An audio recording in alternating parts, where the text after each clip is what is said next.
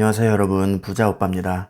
삼성전자에서 드디어 엑시노스 2100을 공개했습니다. 엑시노스는 스마트폰에 탑재되는 핵심 두뇌인데요. 모바일 AP라고 부릅니다. 우리가 스마트폰으로 인터넷을 하고 음악을 듣고 동영상 보고 게임을 할 때 성능에 가장 큰 영향을 주는 반도체가 바로 모바일 AP입니다.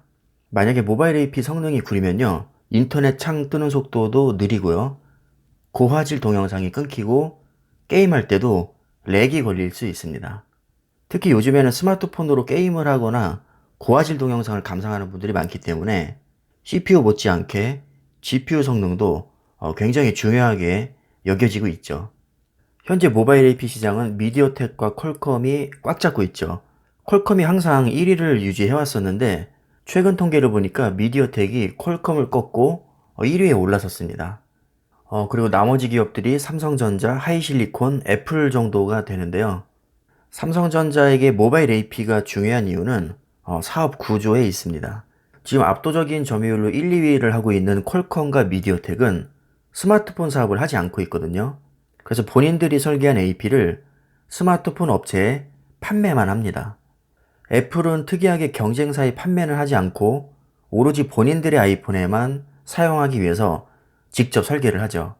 애플이 생각보다 반도체 설계를 정말 잘합니다.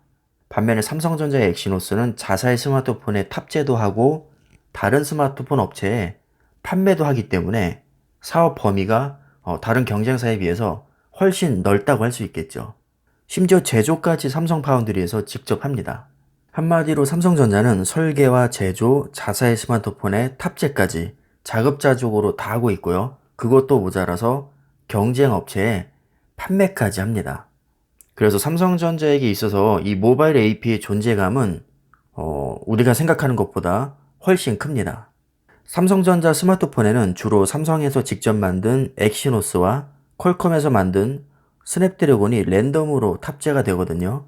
전작인 갤럭시 S20에도 섞어서 썼었는데 솔직히 GPU 성능에서 스냅드래곤에 많이 밀렸습니다. 요즘 소비자들이 또 보통이 아니잖아요. 비교 영상이 인터넷에 막 돌아다니면서 비싼 갤럭시 S20에 왜 성능이 구린 엑시노스를 넣느냐고 난리가 났었습니다. 그때 당시 스냅드래곤 865와 엑시노스 990이 경쟁을 하던 시절이었는데 소비자들의 불만이 폭주해가지고요. 판매량이 그닥 좋지 않았었죠. 아무래도 엑시노스 탑재 비율이 높아야 마진율도 올라가는데 성능에서 스냅드래곤에 밀리다 보니까 판매량이 떨어질까봐 무작정 엑시노스를 많이 넣을 수가 없습니다. 삼성전자는 글로벌 스마트폰 점유율 1위인데다가 연 판매량이 2억대를 훌쩍 넘습니다. 올해에는 역대 최고치인 3억대에 거의 근접할 거란 전망이 이미 나와 있죠. 따라서 엑시노스의 성능이 굉장히 중요합니다. 엑시노스 990에서 굴욕을 당한 경험이 이미 있기 때문에 어떻게든지 엑시노스의 성능을 끌어올려야 되는 상황이었는데 이번에 나온 엑시노스 2100은 전작 대비 CPU 성능은 약 30%, GPU 성능은 40% 이상 향상됐습니다. 성능이 이렇게나 좋아졌는데도 전기는 오히려 20%덜 먹습니다. 이게 가능할 수 있었던 결정적인 이유는 5나노 EUV 공정에 있습니다. 자, 이제 우리 구독자님들은 잘 아시겠지만 제조 공정이 미세할수록 성능은 좋아지고 전기는 적게 먹죠. 참고로 혹평을 받았던 엑시노스 990은 7나노 EUV 공정에서 제조가 됐었죠. 물론 제조 공정이 전부는 아닙니다. 엑시노스 2100의 스펙을 보면 엔비디아에서 인수한 ARM의 표준 코어를 사용했습니다. 자체 CPU 설계팀이던 몽구스를 해체했기 때문에 더 이상 커스터마이징을 하지 않고요. ARM의 레퍼런스 코어를 그대로 가져다 씁니다. 총 8개의 CPU 코어로 이루어져 있는데 최고 성능을 내는 코어텍스 X1 1개, 그리고 고성능 코어텍스 A78 3개, 저전력 코어텍스 A55 4개를 탑재해서 트라이 클러스터 구조로 이루어져 있습니다. 이게 프리미엄 폰에 탑재가 된다고 해서 너무 성능만 좋게 만들면 발열이 많아지고 배터리도 빨리 닳기 때문에 스마트폰에는 치명적이라고 할 수 있습니다. 그래서 최고 성능을 내는 X1 프로세서는 한 개만 탑재하고 고성능 프로세서인 A78과 저전력 프로세서인 A55를 골고루 섞어서 성능과 발열, 전력을 동시에 잡는 구조로 출시가 됐습니다. 이 비율을 조절하는 게 정말 쉬운 게 아닌데 기술력이 정말 대단한 거죠. 사실 진짜 중요한 것은 GPU입니다. 그동안 스냅드래곤에게 밀린 게 사실 CPU보다는 GPU가 큽니다. 이번에 채용한 GPU는 ARM의 말리 G78인데 사실 ARM의 GPU 성능이 그다지 뛰어나지 않은 편인데 이번에는 의외로 성능이 꽤 잘 나왔습니다. 전작 대비 그래픽 성능이 40% 이상 높아졌는데 이 정도면 스냅드래곤과 맞짱 뜨기에도 크게 부족하지 않을 것 같습니다. 참고로 퀄컴의 GPU는 자체 설계한 아드레노를 탑재하는데 이번에 엑시노스 2100과 경쟁하게 될 스냅드래곤 888의 GPU 성능은 전작 대비 35% 정도 좋아졌다고 합니다. 그러니까 일단 격차는 어느 정도 좁혔다고 볼 수 있는데 사실 정식 출시되기 전까지는 알 수가 없습니다. 일반적으로 정식 출시가 되기 전 벤치마크를 보면 실제와 다른 경우가 꽤 많았습니다. 그래서 이 부분은 실제로 양산품이 출시되고 객관적인 벤치마크 자료가 나오기 전까지는 기다려보는 게 맞을 것 같고요. 전체적인 스펙을 보면 생각보다 성능이 많이 개선이 되긴 했습니다. AI 연산은 초당 26조 번 할 수 있고요. 5G 모뎀과 4G LTE 모뎀도 통합을 시켰습니다.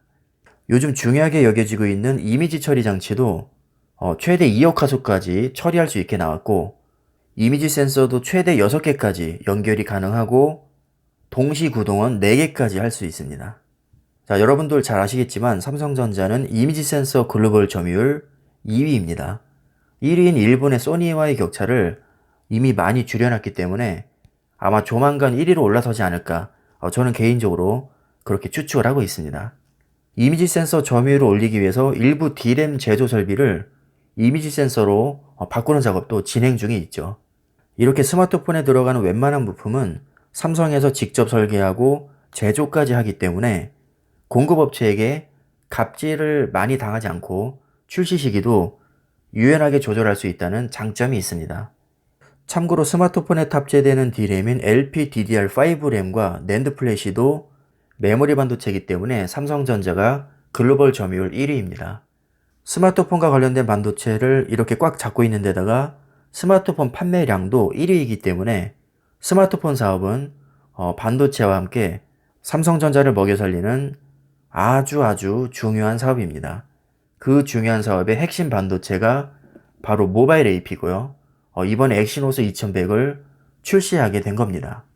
삼성에서 모바일 AP 사업을 접는다는 루머도 예전에 꽤 많이 돌았었는데 엑시노스 2100의 성능을 보니까 그런 걱정은 안 해도 될 것 같습니다.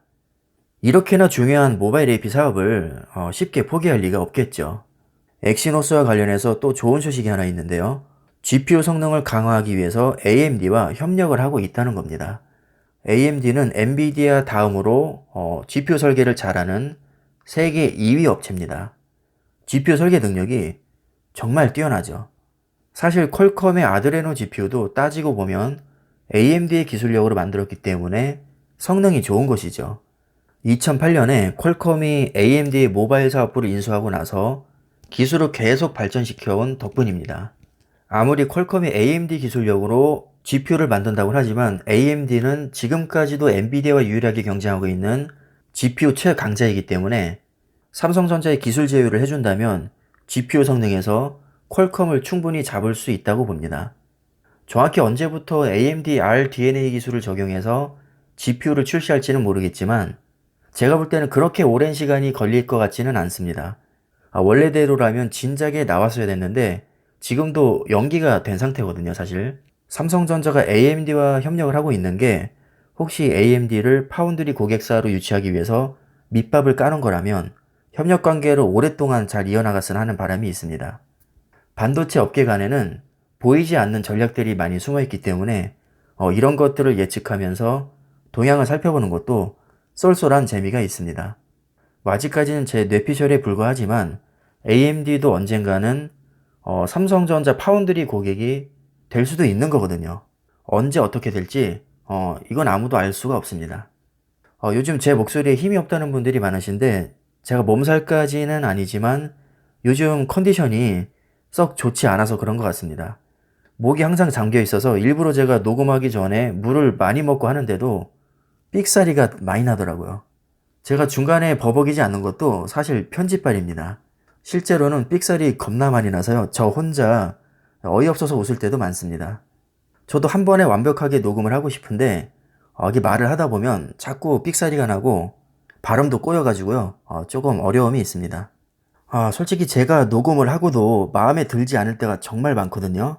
근데 의외로 제 목소리가 뭐 좋다고 칭찬해 주시는 분도 많으신데 저는 정말 제 목소리 별로 마음에 안 듭니다. 아무튼 좋게 봐주셔서 감사하고요. 제가 가급적이면 정말 깔끔하게 녹음을 하려고 노력을 하고 있으니까요. 목소리가 많이 잠기거나 뭐 발음이 꼬이는 부분이 있어도 양해를 부탁드리겠습니다. 사실 삼성전자 하면 반도체와 스마트폰은 많이 떠올리지만 오히려 모바일 AP는 찬밥 취급을 받는 경향이 있거든요. 그런데 이 모바일 AP도 정말 중요합니다. 다행히도 이번에 엑시노스 2100이 성능이 좋게 나왔다고 하니까 스마트폰 판매량에도 긍정적인 영향을 줄 것으로 저는 기대를 하고 있습니다. 자, 오늘 영상은 여기까지 하겠습니다. 여러분들이 투자하시는데 참고가 되시기를 바라겠습니다. 감사합니다.